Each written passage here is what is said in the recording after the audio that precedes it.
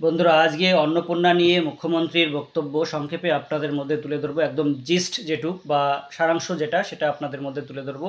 আপনারা 17 তারিখে অন্নপূর্ণার টাকা পাওয়া শুরু করবেন, অর্থাৎ ধাপে ধাপে, অর্থাৎ পরপর কিন্তু আপনারা সবার একসঙ্গে ঢুকবে না, কিন্তু 17 তারিখ থেকে ঢোকা শুরু হবে। আপনারা আপনাদের SMS দেখে নেবেন এবং যারা 10 জুলাই পর্যন্ত আবেদন করেছিলেন তাদের ভেরিফিকেশান কমপ্লিট হয়ে যাবে আগস্টের 15 তারিখের মধ্যে, এবং সেই সমস্ত মানুষরা কিন্তু 17 তারিখ থেকে টাকা পাওয়া শুরু করবেন। এবং যাদের বিভিন্ন রকম স্ট্যাটাস দেখাচ্ছিল, আন্ডার ইনকোয়ারি, শুধুমাত্র সাবমিটেড বা পেমেন্ট ফেলর বা অ্যাপ্রুভ বা আন্ডার ইনকোয়ারি, বিভিন্ন রকম যে স্ট্যাটাসগুলো দেখাচ্ছিল, তাদের ম্যাক্সিমামগুলো সব সমস্যার সমাধান হয়ে গেছে। তারা কিন্তু টাকা পেতে চলেছেন, এবং যাদেরটা সমাধান হয়নি তারা পাবেন না, এবং পরবর্তীকালে আপনাদের সেই সমস্যার সমাধান করে নিতে হবে।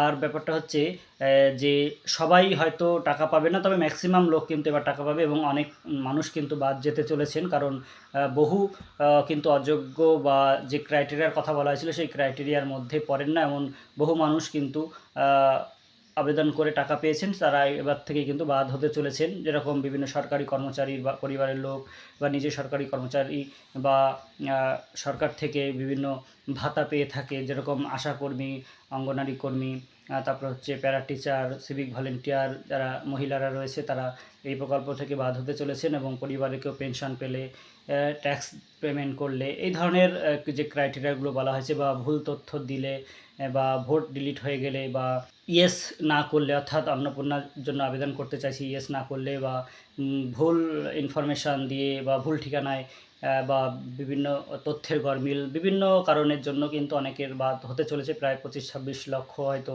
হতে পারে। যাই হোক, সেটা যখন ফাইনাল লিস্ট বেরোবে তখন আপনারা বুঝতে পারবেন।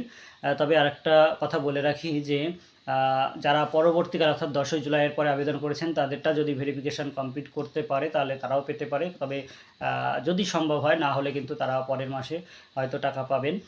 এটাই হচ্ছে মূল যে বক্তব্য সেটা। আর একটা হচ্ছে 10 তারিখে কিন্তু মুখ্যমন্ত্রী এবং অন্নপূর্ণার যিনি গুরুত্বপূর্ণ দায়িত্বে রয়েছেন, মালতী রাভা রায়, সমাজ কল্যাণমন্ত্রী, তিনি প্রেস কনফারেন্সের মাধ্যমে এই অন্নপূর্ণা সম্পর্কিত যাবতীয় বিষয় তুলে ধরবেন, অর্থাৎ কারা যোগ্য, কারা অযোগ্য, কোন কোন ক্রাইটেরিয়া থাকলে পাবে, পাবে না, এই বিষয়গুলো নিয়ে বিস্তারিত আলোচনা হবে। এবং 17 তারিখে টাকা ঢোকা শুরু হবে, এটা কিন্তু আগেই ঘোষণা হয়েছে। তাই আপনারা এবার নিশ্চিন্তে থাকুন। সঠিক পদক্ষেপ নিয়ে সরকার কিন্তু চলছে, সঠিক পরিকল্পনা মাফিক এবার এগোচ্ছে।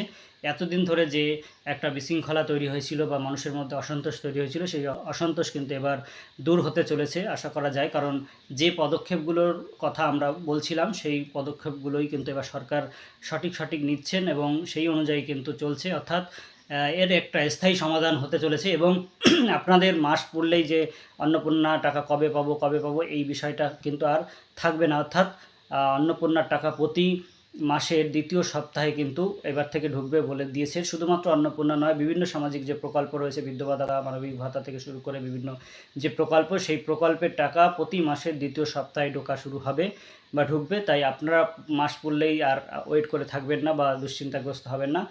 মুখ্যমন্ত্রী আশ্বস্ত করেছেন। হাটে ঘাটে মাঠে চায়ের দোকানে একটা আলোচনার কেন্দ্রবিন্দু হয়ে উঠেছিল, সেটা আস্তে আস্তে বন্ধ হবে। সমালোচনা, অর্থাৎ সরকারের যে সমালোচনা শুরু হয়েছিল, সেটা আশা করা যায় দূর হবে। ধন্যবাদ সকলকে, এবং এই তথ্যটি অবশ্যই সকলে শেয়ার করবেন, লাইক কমেন্টের মাধ্যমে উৎসাহিত করবেন, যাতে আগামীতে আপনাদের জন্য নতুন নতুন তথ্য এবং গুরুত্বপূর্ণ তথ্য শেয়ার করতে পারি। ধন্যবাদ। যারা এখনও ফলো করেননি অবশ্যই ফলো করে দেবেন, যারা সাবস্ক্রাইব করেননি তারা অবশ্যই সাবস্ক্রাইব করে দেবেন, এবং সঙ্গে থাকবেন। ধন্যবাদ।